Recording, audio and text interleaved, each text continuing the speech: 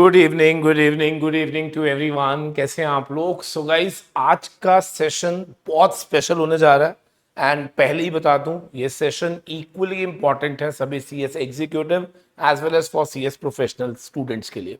Guys, अभी अभी हमने रिसेंटली आईसीडीआर का चैप्टर पढ़ा था, राइट? और आई एम होपिंग फॉर कि हमने इसको इतने डेप्थ में पढ़ा था कि आपको सारा चैप्टर टिल द डेट जो भी मैंने कराया सब याद होगा, ठीक है? और एक बारी इसको हम लोग केस स्टडी बेस्ड क्वेश्चंस के थ्रू एक बारी दोबारा से रिवाइज करेंगे। तो अगर आपको थोड़ा बहुत लग भी रहा होगा कि कुछ चीजें मिस है, तो आई एम श्योर कि आपको इस पूरे सेशन के अंदर जब आप ये क्लास ले लोगे तो आपको सारी चीजें रिकॉल हो जाएंगी। Plus at the same time आपको ये पता चल जाएगा कि आईसीडीआर जैसे चैप्टर में पेपर में क्वेश्चन किस तरीके से बन सकते हैं, राइट? मैं फिर एक बार रिपीट कर दूं, ये class CS executive as well as CS professional student सबके लिए इंपॉर्टेंट होने वाली है, राइट? बिकॉज जब मैं क्वेश्चंस पूछूंगा तो डेफिनेटली ये उन्हीं सभी रेगुलेशंस की बात करेगा जो एग्जीक्यूटिव पे भी एप्लीकेबल है और जो प्रोफेशनल्स में भी एप्लीकेबल है, राइट? चलिए, सो लेट्स बिगिन नाउ। तो सबसे पहले तो ये असाइनमेंट आपको कहाँ मिलेगा? तो ऑफ कोर्स आपको ये व्हाट्सएप ग्रुप्स में मिलेगा, आपको टेलीग्राम चैनल में मिलेगा। तो जैसे ही ये क्लास अभी आप लोग देखना स्टार्ट कर रहे हो तो कोशिश करो ये स्कैनर आपके सामने हो, सो दैट आप लोग इसको अच्छे से और बेहतर तरीके से पढ़ सको, राइट? तो ये पूरा का पूरा सॉल्व स्कैनर है, right? I will be discussing with you all questions along with answers, और आपको ये भी पता चलेगा कि किस तरह के क्वेश्चंस पूछे जा सकते हैं और उसमें कितना आंसर हमें लिखना होता है, राइट? चलो लेट्स बिगिन नाउ। तो सबसे पहले एक ये आई विल रादर से कि दिस जो फर्स्ट क्वेश्चन है ना, ये एक ना छोटी सी गाइडलाइन है, एक छोटी सी अमेंडमेंट है, उस पर बेस्ड है ये क्वेश्चन, ठीक है? तो पहले मैं इस क्वेश्चन को पढ़ने से पहले मैं आपको बता देता हूं कि आप सबने आईसीडीआर में सबने पढ़ा हुआ है कि हर कंपनी जब भी आईपीओ या एफपीओ लेकर आती है तो वो एक ड्राफ्ट ऑफर डॉक्यूमेंट फाइल करती है विद द सेबी, राइट? अब आप सबको मालूम है कि डीओडी का मेन पर्पस क्या होता है कि हम लोग इंफॉर्मेशन देना चाहते हैं to the investors, right? And so that investors जो हैं उस प्रोस्पेक्टस के बेसिस पे, उस ऑफर डॉक्यूमेंट के बेसिस पर एक इंफॉर्म्ड डिसीजन ले सके, यही मकसद होता है। अब आप इमेजिन करके देखो, सोच के देखो, व्हाट इफ अगर मैं आपको ये कहूं कि वो ड्राफ्ट ऑफर डॉक्यूमेंट बहुत कॉम्प्लिकेटेड भाषा में लिखा गया था, या अगर मैं कहूं कि डीओडी के अंदर कुछ कमियां थी, तो अब यहां पर ना इन्होंने कुछ गाइडलाइंस इशू करी हैं रिगार्डिंग डीओडी। अब ये गाइडलाइंस क्या कहती हैं दोस्तों? सेबी कहते हैं कि अब मैं आपको बता दूं कि अगर आप जब भी कोई डीओडी फाइल करते हैं तो प्लीज मेक श्योर करेंगे कि आप लोगों को डीओडी फाइल करते समय कुछ वेरी इंपॉर्टेंट डिस्क्लोजर्स होने चाहिए, और अगर आपने इनमें से किसी भी चीज को फॉलो नहीं करा तो सेबी आपके डीओडी को आपको वापस कर देगा और बोलेगा कि इसको रीसबमिट करो अपनी चीजों को ठीक करके।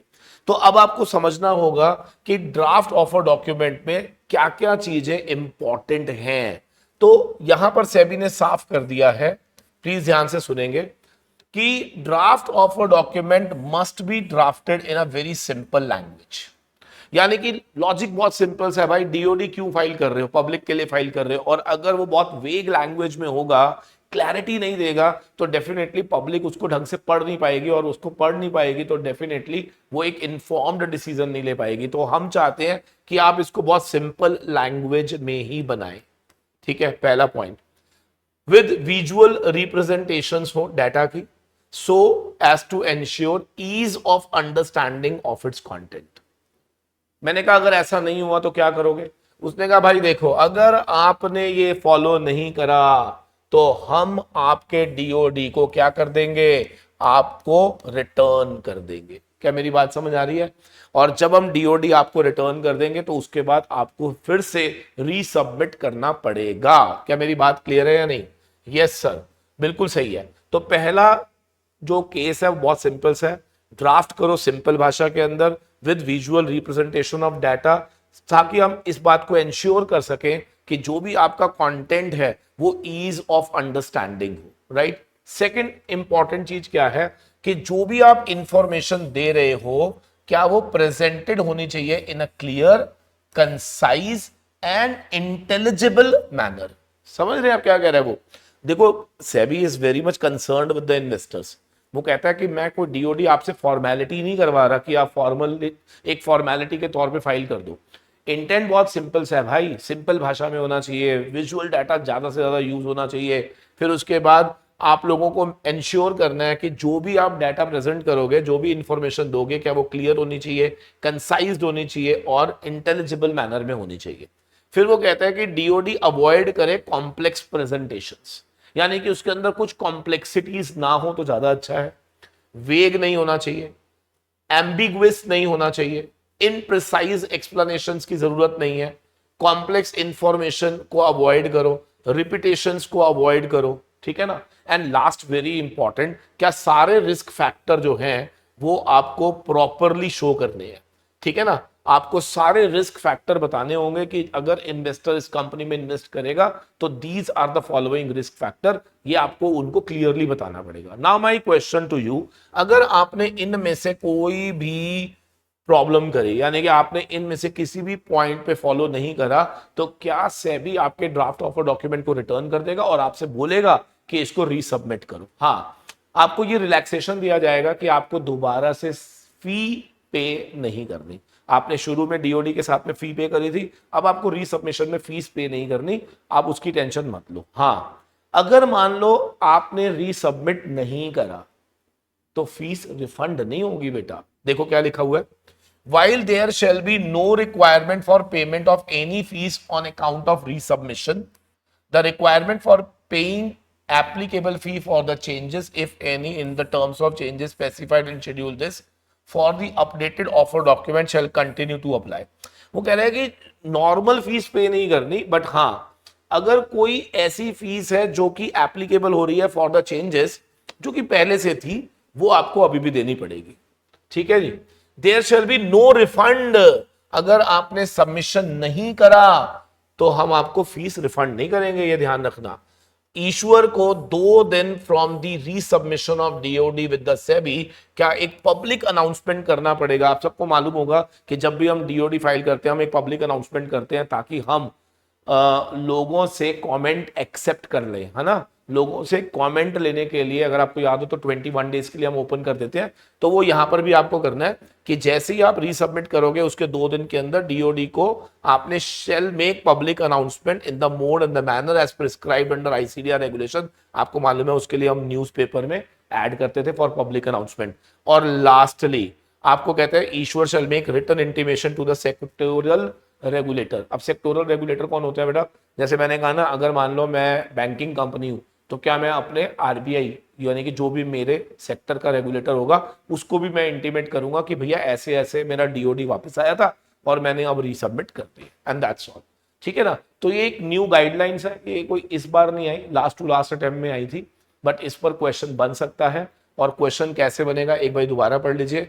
Explain the guidelines issued by SEBI for returning of DOD and resubmission relating to ICDR. तो याद रखना रिटर्निंग कब होगी, 4 केसेस में, और एक बार रिटर्न हो गया तो आपको रीसबमिट करना है। रीसबमिट के साथ आपको नो नीड टू पे एनी फीस, बट हाँ अगर कोई फीस पहले से एप्लीकेबल है फॉर एनी चेंजेस तो वो आपको पे करनी पड़ेगी। हाँ, अगर आपने नॉन सबमिशन करा यानी कि रीसबमिट नहीं करा तो इन दैट वेरी केस आपको कोई रिफंड वगैरह नहीं मिलने वाला। क्लियर है? और फिर 2 दिन के अंदर आपको एक पब्लिक अनाउंसमेंट करनी है। एंड लास्टली क्या आपको अपने सेक्टोरल रेगुलेटर को भी बताना होगा कि आपने ये फाइल कर दिया है, आपको रिटर्न आया था और आपने रीसबमिट कर दिया। दैट्स इट, ठीक है। चलो अगले क्वेश्चन की ओर चलते हैं। देखो क्वेश्चन कैसे पूछे जाते हैं ना, बड़े आराम आराम से देखना। और मुझे मालूम है कि the moment I will read the question आप कनेक्ट कर जाओगे, यस सर हमें मालूम है हम इसको कैसे पढ़ेंगे, ठीक है। ध्यान से सुनना। Differentiate between IPO and FPO. अब देखो आईपीओ एंड एफपीओ का डिफरेंस क्या होगा ये तो आपको मालूम ही है। The major difference between IPO and FPO क्या होता है? आईपीओ जो होता है वो कौन लेकर आता है? अनलिस्टेड इशूअर लेकर आता है। और एफपीओ कौन लेकर आता है? लिस्टेड इशूअर लेकर आता है। ये आपको मालूम है ना। और दोनों की डेफिनेशन में ऑलमोस्ट क्या बाकी सारी बातें कॉमन है। एक ही वर्ड है जो दोनों में डिफरेंस था, वो क्या था, एक अनलिस्टेड का और एक लिस्टेड का। तो अगर आपसे पूछा जाए दोनों में डिफरेंस बताओ, तो आई होप आप बता देंगे। कौन सी entities are not entitled to make IPO? मेरे बच्चे, क्या आपसे 5(1) एंड 5(2) पूछा जा रहा है? आप सबको याद होगा रेगुलेशन 5 जो है वो बनाई गई थी इस बात के लिए कि कौन कौन इन एलिजिबल है to come up with IPO. तो आपको याद होगा इसके लिए हम 5(1) में 4 कंडीशन पढ़ते थे और 5(2) के अंदर भी हम एक कन्वर्टेबल, आउटस्टैंडिंग कन्वर्टेबल सिक्योरिटीज के लिए पढ़ते थे। याद आ रहा है? यस। तो आपको बेसिकली पूरा वही लिखना है, ठीक है। अगर आप कहो तो मैं इसको रीड करके दिखा देता हूं। देखो, the public issue specified security by an issuer either on IPO और FPO. The IPO is done by unlisted issuer, whereas FPO जो है that is done by the listed issuer। समझ आ रही है? The major difference between IPO and FPO क्या होती है? एक अनलिस्टेड इशूअर है और दूसरा लिस्टेड इशूअर है। अगर हम बात करें कि कौन कौन सी एंटिटी जो है वो इनएलिजिबल है, that is given under regulation 5(1) and 5(2). याद करो 5(1) के अंदर 4 कौन कौन सी थी, याद करना। Issuer, very good, promoter, promoter group और डायरेक्टर या सेलिंग शेयर होल्डर, इनमें से कोई भी debarred from accessing capital market, या फिर promoter director of the issuer is also promoter director of any other company which is debarred. Next था, अगर ये ईश्वर, प्रमोटर, डायरेक्टर, इनमें से कोई भी अगर क्या है, कम ऑन, विलफुल डिफॉल्टर या फ्रॉडुलेंट बोरोवर। एंड देन हमारे पास आया था एक केस जिसके अंदर हमने पढ़ा था प्रमोटर डायरेक्टर जो है दे आर एफईओ। फिर हमने 5(2) में अगर आपको याद हो तो हमने पढ़ा था कि अगर किसी भी इश्यूअर का कोई भी कंपल्सरी कन्वर्टेबल सिक्योरिटीज अगर आउटस्टैंडिंग पाई गई तो आप आईपीओ नहीं लेके आ सकते, बट उसमें कुछ एक्सेप्शन थी। याद करेंगे, एक्सेप्शन नंबर 1 क्या था? ईसॉप्स, सार। अगर आपने कोई ईसॉप इशू करे एम्प्लॉइज को या आपने कोई सार इशू करे एम्प्लॉइज को, याद आ रहा है, तो उस केस में लॉ कहता है मुझे कोई प्रॉब्लम नहीं है। इसमें एक और एक्सेप्शन मैंने बताई थी, वो क्या कि अगर कोई भी सिक्योरिटीज कन्वर्टेबल थी at the filing of DoD, but आपने उसके अंदर डिस्क्लोजर दिया हुआ है कि हम इसको कन्वर्ट कर लेंगे ऑन और बिफोर फाइलिंग ऑफ आरओसी को फाइल करने से पहले, ऑफर डॉक्यूमेंट को आरओसी को फाइल करने से पहले अगर हम इसको कन्वर्ट कर देंगे तो हमें कोई प्रॉब्लम नहीं है, ठीक है ना। तो यही सब कुछ आपने पढ़ा था, याद करेंगे? यस प्लीज, ठीक है। तो यहां पे देखो क्या लिखा है, fully paid up outstanding convertible security which are required to be converted on और बिफोर फाइलिंग ऑफ आरएचपी, किसको, एज द केस में बी टू आरओसी। क्लियर है बेटा? चलो अब ऐसे ही जरा नेक्स्ट क्वेश्चन पढ़ेंगे। नेक्स्ट केस स्टडी बड़े ध्यान से पढ़नी है, ठीक है, केस स्टडी को ध्यान से पढ़ना।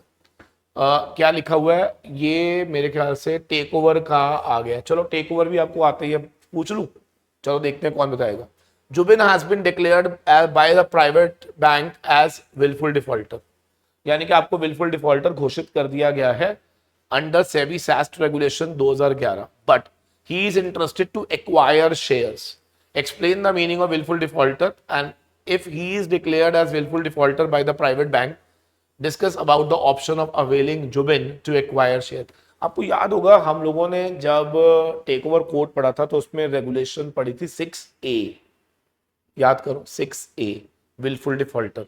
उसमें हमने कहा था कि अगर कोई भी person declared as wilful defaulter हो जाता है तो हम उसको अलाउ नहीं करते टू मेक ओपन ऑफर। याद आ रहा है? ओपन ऑफर आप नहीं कर सकते अगर आप विलफुल डिफॉल्टर है, बट उसमें एक एक्सेप्शन होती थी, क्या कि अगर कोई विलफुल डिफॉल्टर चाहे तो रेगुलेशन 20 के अंदर कंपीटिंग ऑफर दे सकता था। नहीं याद आया? कोई बात नहीं, अगर आ गया बहुत अच्छी बात है, ठीक है। एक बार पढ़ के देख लेते हैं। रेगुलेशन 6A लगती है इसके अंदर, ये देखो, as per regulation 6A, as per regulation. पहले तो विलफुल डिफॉल्टर का मतलब क्या होता है? विलफुल डिफॉल्टर मतलब क्या होता है? Any person who is categorised as wilful defaulter by the bank या फाइनेंशियल इंस्टीट्यूशन या consortium there, so in accordance with the guidelines of wilful defaulter issued by RBI. ठीक है जी, ठीक है। अब ध्यान से देखना क्या लिखा है, as per regulation 6A of SEBI SAST regulation, no person who is wilful defaulter shall make public announcement. यानी कि अगर आप विलफुल डिफॉल्टर हो तो आप पब्लिक अनाउंसमेंट नहीं कर सकते फॉर ओपन ऑफर, यहां पे साफ लिखा हुआ है। लेकिन लेकिन लेकिन लेकिन लेकिन however this regulation shall not prohibit willful defaulter for making competing offer। क्या कंपीटिंग ऑफर आप कर सकते हो रेगुलेशन 20 के अंदर? याद आ रहा है? अंडर रेगुलेशन 20 आप कंपीटिंग ऑफर दे सकते हो, लेकिन आप नॉर्मल ओपन ऑफर नहीं दे सकते, ये ध्यान रखेंगे। ठीक है बेटा, चलो very well done, very well done, बहुत बढ़िया बहुत बढ़िया। नेक्स्ट क्वेश्चन देखेंगे, नेक्स्ट क्वेश्चन ध्यान से देखेंगे। देखो एक्चुअली मैं ना ये असाइनमेंट मैं आपको दूंगा, my purpose is to tell you कि किस तरह की case study based question paper में आ रही हैं, सो दैट आपको पता चले and you should know how to answer. ठीक है, तो अगर आप, जब मुझे लगेगा कि यार ये वाला पार्ट तो आपको मालूम है, तो मैं क्वेश्चन पढ़ के छोड़ दूंगा। ठीक है, ध्यान से देखना। Harish and Monish limited are planning to float an IPO. Harish लेकर आ रहा है for 600 crore, whereas Monish लेकर आ रहा है for 500 crore. Harish limited is a pharmaceutical company and incorporated 5 years ago and is satisfying the condition of regulation 6(1). वो कह रहा है जो हरीश है ना, वो 6(1) की कंडीशन को फॉलो कर रहा है। अब आपको याद होगा 6(1) की कंडीशन कौन कौन सी थी, अब यही तो रिवीजन है ना। बताओ आईसीडीआर में 6(1) की रेगुलेशन कौन कौन सी कंडीशंस होती थी, याद करो। एक नेटवर्थ वाली थी, एक एवरेज ऑपरेटिंग प्रॉफिट वाली थी, एक टैंजिबल एसेट्स वाली थी। याद है, tangible asset 3 crore, net worth 1 crore, और net operating profit, average operating profit for the last 3 years कितना होना चाहिए था, 15 crore with profit in every year. और एक नेम चेंज वाली कंडीशन थी, याद करो। ठीक है, तो अगर आप सारी कंडीशन फुलफिल कर रहे हो, तो आपको याद है ना कि हमारे पे रेगुलेशन 32(1) लग जाता था एलोकेशन ऑफ नेट ऑफर पे। कौन बताएगा allocation of net offer as per regulation 32(1) क्या थी? कम ऑन सर, उसमें ना RII, NII, QIB का बाइफर्केशन होता था, और यहां पर बाइफर्केशन कुछ इस प्रकार था कि आपको यहां पे 15 था, यहां पर 35 था, और यहां पर 50 था, और ये था सर मिन मिन मैक्स। बिल्कुल सही जवाब, बिल्कुल सही जवाब। ठीक है, और अगर आप 6(2) से आ रहे हो तो रेगुलेशन 32(2) लग जाती थी, यहां पर हो जाता था 10। ठीक है, यहां पर हो जाता था 10, यहां 15, यहां 75, और ये होता था मैक्स मैक्स मिन। याद आ रहा है या नहीं? ठीक है, अब देखते हैं क्वेश्चन क्या कह रहा है। क्वेश्चन कह रहा है कि सर हुआ ये कि आप 6(1) से आ रहे थे, वेयर एज जो मोनीश था उसको अभी 2 साल ही हुए थे काम करते हुए, तो इसलिए वो 6(2) से आ रहा था। ठीक है, बस आपको ये बताना है what is the maximum permissible allotment to an anchor investor in both the companies. My god, anchor investor की अलॉटमेंट कितनी होगी ये बताना है। तो अब देखो कैसे आंसर देंगे इसका। पहले वाले का 600 करोड़ था, फेस वैल्यू 10 रुपए, यानी कि 60 करोड़ शेयर्स। ठीक है, प्लीज ध्यान से सुनते रहना।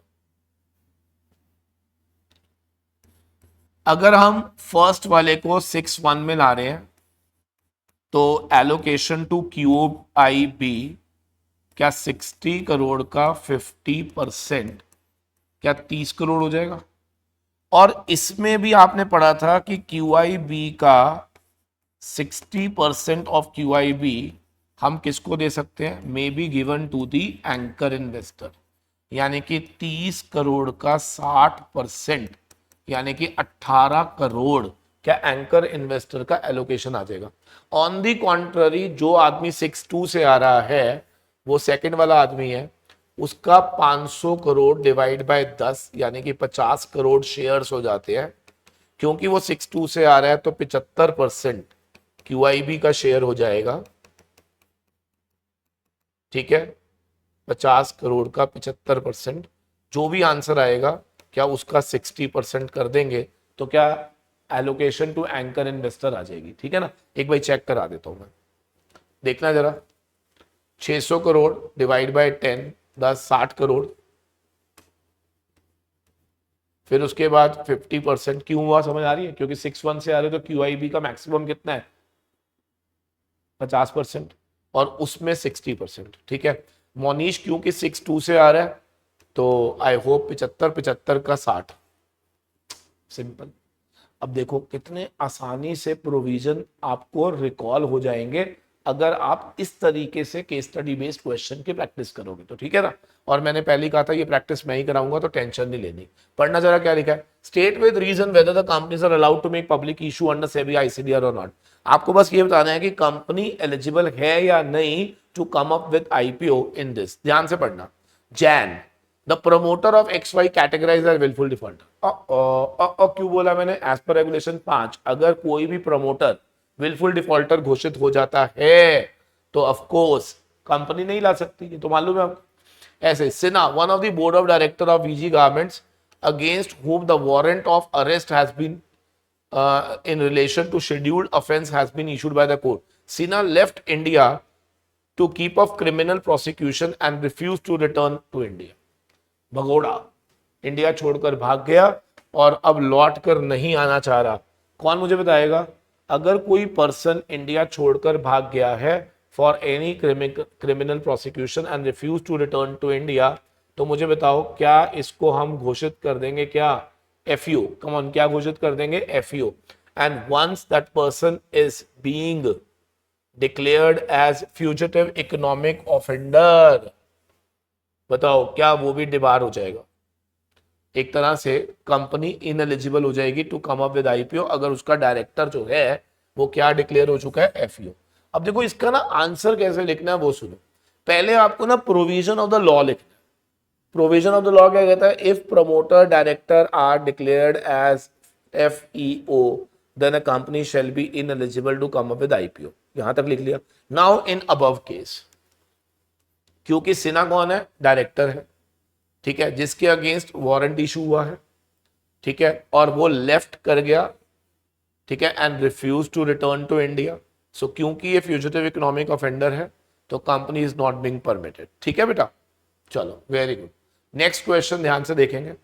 पीबीआर लिमिटेड एक टॉय मैन्युफैक्चरिंग लिस्टेड कंपनी है with its head office in Jaipur, Rajasthan. PBR Limited wishes to issue FPO. It has changed its name in the last 1 year immediately preceding the date of filing of offer document for FPO. Being a company law consultant, आपको ये बताना है कि company eligible to come up with FPO है या नहीं, और आपको ये भी बताना है that what is a lock in period requirement for the promoters holding. बताओ, अब याद करके बताओ इसके अंदर क्या होगा. क्योंकि ये एफपीओ का केस है तो आपको याद होगा कि एफपीओ के अंदर रेगुलेशन 103 लगती है. देखो जैसे हम रेगुलेशन 6 लगाते हैं ना, वहां पे 103 लगाते हैं. किसी को याद है? नेम चेंज वाली कंडीशन एफपीओ में भी लगती है. तो हमने क्या पढ़ा था, किसी को याद है तो बताओ. अगर कंपनी ने अपना नाम चेंज करा है इन द लास्ट 1 ईयर, तो in that case 50% of the revenue जो आपको आना चाहिए फ्रॉम दैट एक्टिविटी आना चाहिए जो कि indicated in the new name है. ये कंडीशन है. ठीक है, तो I hope condition is very much clear. देखो रेगुलेशन 103 में साफ लिखा हुआ है कि आपको बस इंश्योर करना होगा.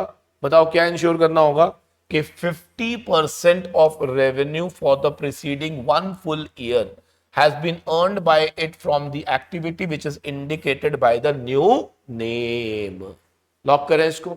Very good. अब इसी के साथ ना एक इंटरेस्टिंग चीज और भी है. वो क्या? इन्होंने कहा कि सर हमें ना lock in period for the promoter holding बता दो. आपको याद होगा कि जब मैं लॉक इन पीरियड की रिक्वायरमेंट करा रहा था तो as in case of IPO हमने रेगुलेशन 16 पढ़ा था. याद आ रहा है? बिल्कुल same copy pasted regulation FPO पे लगती है 115. ठीक है, ध्यान से देखना जरा. रेगुलेशन 115 हमारे पास आईसीडीआर की रेगुलेशन एप्लीकेबल हो जाती है.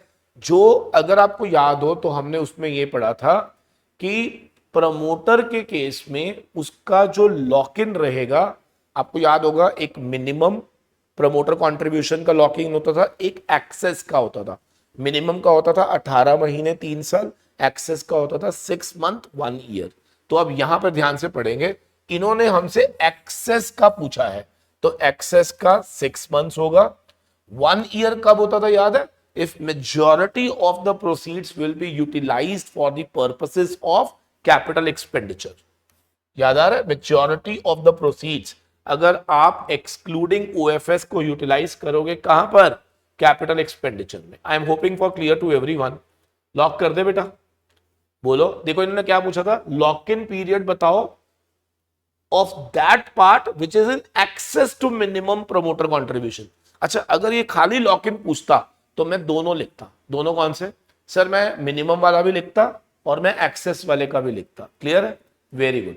इसने पूछा नहीं है, मैं आपसे पूछ लेता हूं, बताओ मुझे, अगर इन केस नेम चेंज वाली कंडीशन आप पूरी नहीं करते 103 की, तो इन दैट वेरी केस क्या 103 सब रेगुलेशन 2 से आपको आईपीओ लाना पड़ेगा, क्योंकि आप बुरी कंपनी बन जाओगे।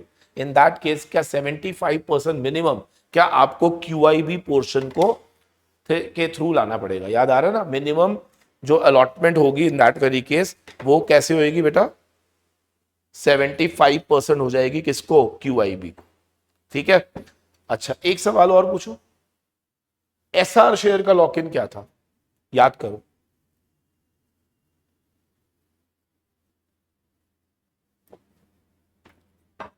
अगर प्रमोटर के पास अज्यूम करो कि एसआर शेयर है, तो उसका लॉक इन पीरियड क्या था? याद है?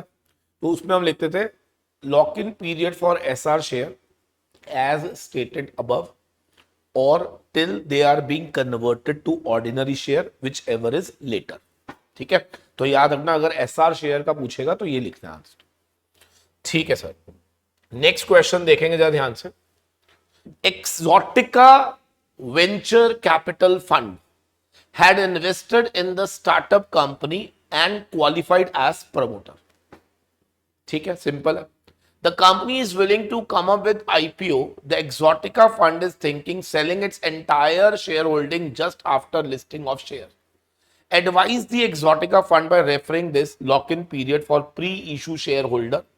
What will be your answer if majority of IPO proceed is used for capital expenditure? आप मुझे बताओ, क्या आप अपने आप को क्वालिफाई करवा चुके हो? कैसे? तो बेटा फिर तो रेगुलेशन 16 ही लगनी है। तो जो मैं अभी बोल रहा था, ये देखो रेगुलेशन 16 लगा देना। क्या इसमें आप पूरा लिखना, क्योंकि यहां पर उसने प्रमोटर कंट्रीब्यूशन का लॉक इन पूछा है, तो आप मिनिमम वाले का भी लिखना और एक्सेस वाले का भी लिखना और एसआर का भी लिखना वैसे तो। ठीक है ना? तो I hope this is very clear, आप लिख सकते हो। ठीक है, फिर उसके बाद इसने और क्या पूछा है? What if majority proceeds capital expenditure में, तो आपको मालूम ही है, मिनिमम वाले का 3 साल हो जाएगा और एक्सेस वाले का 1 ईयर हो जाएगा। Very good.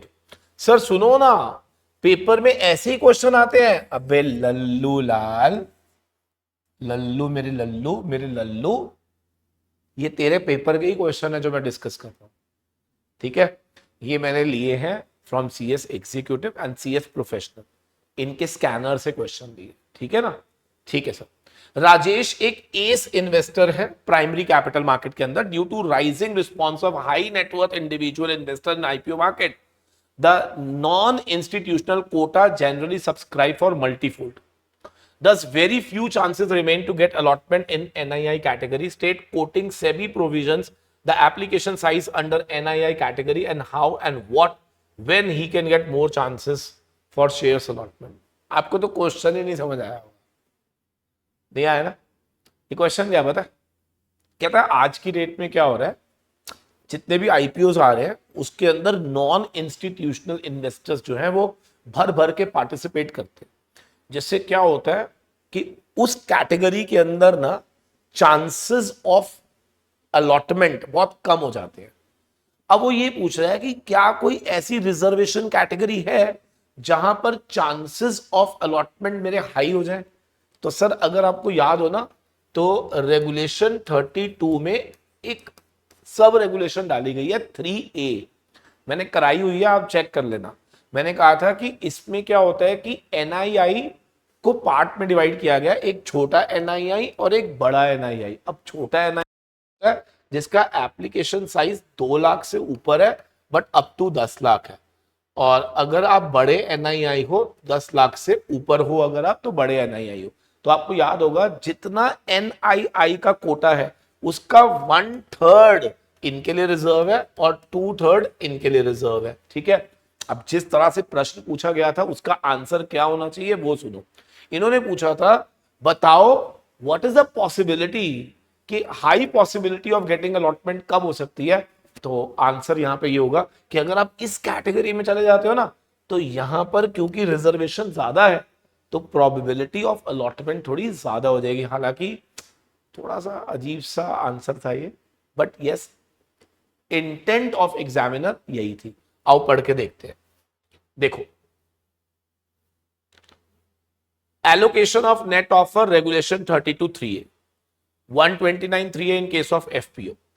In an issue made through book building process, the allocation of NII क्या है, 1/3 पोर्शन रिजर्व हो जाएगा 2 से 10, 2/3 रिजर्व हो जाएगा 10 से ऊपर, ठीक है। और in the view of above, Rajesh अगर अप्लाई करेगा 10 लाख से ऊपर तो क्या उसकी प्रोबेबिलिटी जो है वो चांसेस ज्यादा हो जाएगी। हालांकि ना ऐसा होता नहीं है, समझो क्यों नहीं होता सर, डिपेंड करता है कि लोग कहाँ ज्यादा है ना। नो डाउट वहां पर उन्होंने रिजर्वेशन बड़ा करा हुआ है, लेकिन वहां पे लोग भी बहुत सारे होते हैं, समझ रहे। चलो एनीवेज, आपको फिलहाल यही लिखना है जो इसने यहाँ पे लिखा हुआ है, ठीक है बेटा। चलो वेरी गुड यार, बहुत बढ़िया, मजा आ रहा है या नहीं। क्लास खत्म होने के बाद सुन लो ध्यान से, ये ना सुबह में क्लासेस लेता हूं, ठीक है, फिर मैं शाम को सोचता हूं कि तुम्हारे लिए क्या एक्स्ट्रा काम करें। तो अगर आप चाहते हो ना कि इस तरह की वीडियोस आए, तो आपको 3 काम करने होते हैं। पूछो क्या क्या। आपको एक तो वीडियो को ना लाइक जरूर करा करो। कितने नालायक हो तुम कि टीचर तुम्हारे लिए असाइनमेंट बनाएगा, उसके लिए टाइम लगाएगा, फिर आपके लिए पूरी एक वीडियो रिकॉर्ड करेगा, लेकिन आपका एक लाइक का बटन नहीं दबता। दूसरा, इस वीडियो को शेयर करना होता है अपने दोस्तों के साथ, सो दैट कर भला तो हो भला। मतलब जितना आप शेयरिंग करोगे डेफिनेटली लोगों का बेनिफिट होगा, तो क्या आपका भी भला होगा। एंड तीसरा very important, that is comment, ठीक है। तो आप लोग वीडियो के नीचे बताया करो कि आपको ये वीडियो कैसी लगी। समझ आया, नहीं समझ आया। इतना एटीट्यूड अच्छा नहीं है, ये खासकर जो ये फाइनल वाला बच्चा है ना, इसमें बहुत एटीट्यूड है। एग्जीक्यूटिव वाला बच्चा जो है ना, वो फिर थोड़ा सा समझता है फीलिंग्स को टीचर की, वो कहता है नहीं यार टीचर ने मेहनत करी है यार, वो डिजर्व करता है। फाइनल वाले बच्चे को तो इतना एटीट्यूड है भाई साहब, सिर पे चढ़ के लेके घूमता है। सोचने वाली बात है, एग्जी से फाइनल में आती है, ऐसा क्या चेंज आ गया भाई तेरे में, किस चीज का एटीट्यूड लेके घूम रहे हो। बच्चे ही हो, है ना, वैसे ही बच्चे हो जैसे पहले थे। चुप करके पढ़ लो और जो बोला वो कर लेना, नालायक, ठीक है। अब आ जाओ जरा नेक्स्ट पे। XYZ Limited, एक unlisted company, and now wishes to expand for the business. For the expansion, company decided to come up with IPO, referring to the provision of IFCDR Regulation 2018. Advise करो, eligibility requirement for an IPO. Oh my God, eligibility requirement for an IPO. याद रखना, यहां पर आपको तमीज ये कहती है कि हमें कंडीशन लिखनी होती है 6162 की। याद रखना, eligibility requirement of N IPO के लिए आपको क्या लिखना है, रेगुलेशन 6162 लिखना है। What company will do if eligibility condition not met. बताओ, अगर एलिजिबिलिटी कंडीशन 61 की मीट नहीं करी तो क्या होगा। अरे कुछ नहीं होगा भाई, 62 से आ जाएंगे और एटलीस्ट 75% क्या हम क्यूआईबी से ले आएंगे। देखो क्या लिखा है, if an issuer not satisfying the above mentioned condition shall be eligible to make an IPO only if the issue is made through book building process and the issuer undertake to allot at least 75% of net offer किसको, to QIBs। Otherwise आपको refund करना पड़ सकता है सारा पैसा। Easy sir, मजा आ गया। नेक्स्ट, रेड हेरिंग प्रोस्पेक्टस क्या होता है भाई साहब। रेड हेरिंग प्रोस्पेक्टस क्या होता है बताओ। आपको मालूम है कोई भी प्रोस्पेक्टस रेड हेरिंग कब होता है, जब उसके अंदर प्राइसिंग को लेकर इंफॉर्मेशन मिसिंग होती है। आपको देखा हूं मैं, आपको रुको मैं आपको चेक कराता हूं। आप लोग ना थियोरेटिकली पढ़ते हो ना, इसीलिए कई बार आपको ना चीजें याद नहीं रहती। देखो मैं आपको ना यहां से चेक करवाता हूं। जैसे कहाँ गया, फाइलिंग्स में जाके पब्लिक इशू में जाओ, डीओडी प्रेस करो, ठीक है। अब जब हम डीओडी में गए गए गए गए गए गए, किसी का भी खोल के देख लेते हैं, क्या दिक्कत है।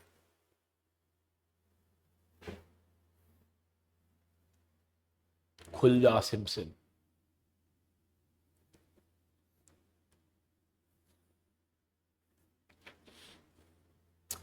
पढ़ना क्या लिखा है, ड्राफ्ट रेड हेरिंग प्रोस्पेक्टस। अब देखो इसका रेड हेरिंग नाम क्यों पड़ा, आओ दिखाता हूं। पढ़ना जरा क्या लिखा है, fresh issue up to 60 lakh share, face value 10 रुपए, एग्रीगेटिंग अप टू रुपीज। देखो यहां पे अमाउंट नहीं लिखा क्योंकि अभी इन्होंने प्राइस डिक्लेयर नहीं करा, सिर्फ ये बता दिया कितने शेयर आएंगे, फेस वैल्यू बता दी, लेकिन अमाउंट नहीं बताया। क्योंकि अमाउंट इसलिए नहीं बताया because they want to hide the price. तो जब आप प्राइस नहीं बताओगे, आप देख रहे हो कहीं पर भी प्राइस नहीं बताया गया, तो जब जब प्राइस नहीं बताओगे तो हम ये मान के चलेंगे कि ये प्रोस्पेक्टस क्या है, रेड हेरिंग प्रोस्पेक्टस है। समझ में आया? इसको क्या बोलते हैं? रेड हेरिंग प्रोस्पेक्टस बोलते हैं। Is that clear? चलो वेरी गुड, इसको एक बार रीड कर लीजिए। नेक्स्ट क्वेश्चन देखो ध्यान से, बहुत अच्छा क्वेश्चन, बहुत अच्छा question. The financial data of natural energy limited as on 31 March 2018 as under authorise share capital दी हुई है 700 crore, paid up share capital दी हुई है 300 करोड़, फ्री रिजर्व दिया हुआ 800 करोड़। ध्यान से सुनते रहना, very very very important point जो मैं यहां पे बताने जा रहा हूं। The company is pending convertible debenture of 150 crore, 150 crore के हमारे कन्वर्टेबल डिवेंचर पेंडिंग चल रहे हैं due to conversion which is due for conversion in 2018-19। The company proposes to issue bonus share in the ratio of 1:1 after conversion of debenture. Company कह रही है भाई जैसे ही हम डिबेंचर को कन्वर्ट कर लेंगे हम बोनस इशू करेंगे in the ratio of 1:1। You are being company secretary advise the procedure to be followed by referring SEBI regulation. बताओ, बोनस की जब बात आती है तो कंपनी लॉ के अंदर सेक्शन 63 क्या हमें बताता है? What are the conditions. और वही बोनस अगर एक लिस्टेड कंपनी लेकर आ रही है तो regulation 293 to 295 of SEBI ICDR regulation applicable हो जाती है। क्योंकि मैं आपको सेबी पढ़ा रहा हूं तो क्या यहां पे रेगुलेशन 293 टू 294 आपको लगानी है। अब अगर आपको याद हो तो मैं आपको सारी रेगुलेशन क्या लिखा हुआ था एक एक करके सुनाता हूं, ठीक है? ध्यान से सुनना। कहते हैं कोई भी कंपनी लिस्टेड है और अगर वो बोनस लाना चाह रही है तो उस पर सेबी आईसीडीआर लग जाएगा। एंड सेबी आईसीडीआर की जो रेगुलेशन है वो सिंपली सबसे पहले तो ये कहती है कि भैया बोनस तभी ला सकते हो when it must be authorised bye the article. पहला पॉइंट। दूसरा वेरी इंपॉर्टेंट पॉइंट कि आपने किसी तरह का कोई डिफॉल्ट नहीं करा होना चाहिए in payment of any interest या payment of any principal amount for any sort of debt securities या fixed deposit which are being accepted by you. आपने डिफॉल्ट नहीं करा होना चाहिए किसी तरह के कोई भी statutory dues which are payable to the employees. आपके शेयर फुली पेड अप होने चाहिए। याद आ रहा है बोनस की कंडीशंस? हाँ, तो ये सारी कंडीशन हमें बोनस है। Bonus in the Leo of dividends नहीं होना चाहिए, ठीक है? और अगर आपको याद हो तो क्या हमें क्या ऑथराइज कराना होता है from the share holder through the general meeting. सब कुछ याद आ रहा है? ठीक है। तो अब ये सारी बातें इन्होंने लिख दी, must be authorise by the article, ठीक है? अच्छा, अगर आर्टिकल ऑफ एसोसिएशन में प्रोविजन नहीं है तो क्या पहले आपको उसको अमेंड करना पड़ता है ताकि उसके लिए फिर एक रेजोल्यूशन पास होगा, और जब तक आप आर्टिकल ऑफ एसोसिएशन के अंदर ये प्रोविजन नहीं डालोगे तब तक बोनस नहीं ला सकते। डिफॉल्ट नहीं होना चाहिए, डिफॉल्ट नहीं होना चाहिए। आउटस्टैंडिंग पार्टली पेड अप को पहले फुली पेड अप बना लो। Promoter director fugitive economic offender ना हो, ये वाली कंडीशन तो हमेशा लगानी है, ठीक है? अब इस क्वेश्चन को ध्यान से पढ़ते हैं। अब वो ये कह रहा है कि पहले हम कन्वर्ट करेंगे फिर बोनस इशू लाएंगे। तो एक बात बताओ, 150 करोड़ के डिबेंचर जब इक्विटी में कन्वर्ट हो जाएंगे तो पेड अप शेयर कैपिटल क्या 450 करोड़ हो जाएगी, ठीक है? बोनस इशू अगर 1:1 आएगा तो क्या 450 करोड़ पे 450 करोड़ का बोनस आ जाएगा, तो हमारी पेड अप कैपिटल कितनी हो जाएगी? 900 करोड़। लेकिन दोस्तों हमारी ऑथराइज कितनी है? 700 करोड़। तो बताओ अब मुझे सबसे पहले क्या करना पड़ेगा? क्या अपनी ऑथराइज्ड कैपिटल बढ़ानी पड़ेगी? यस। तो इसको पढ़ के देखना क्या लिखा हुआ, इसको लाइन को ध्यान से पढ़ो क्या लिखा हुआ। कहता है जी पेड अप शेयर कैपिटल हमारी 300 करोड़ थी, कन्वर्जन के बाद 450 करोड़ हो जाएगी। प्रपोज्ड बोनस जो है उसके बाद ये 900 करोड़ हो जाएगी, राइट? अब वो ये कह रहा है कि भाई मेरी ये 900 करोड़ हो जाएगी लेकिन मेरी तो ऑथराइज कैपिटल 700 करोड़ है, तो सबसे पहले हमें अपनी ऑथराइज कैपिटल को बढ़वाना पड़ेगा। I hope clear. अच्छा, बोनस देते कहां से याद है आपको? Out of come on free reserves या एसपीआर या CRR. Fully paid up bonus issue या तो दिया जाता है फ्रॉम एसपीआर या सीआरआर या फिर फ्रॉम फ्री रिजर्व।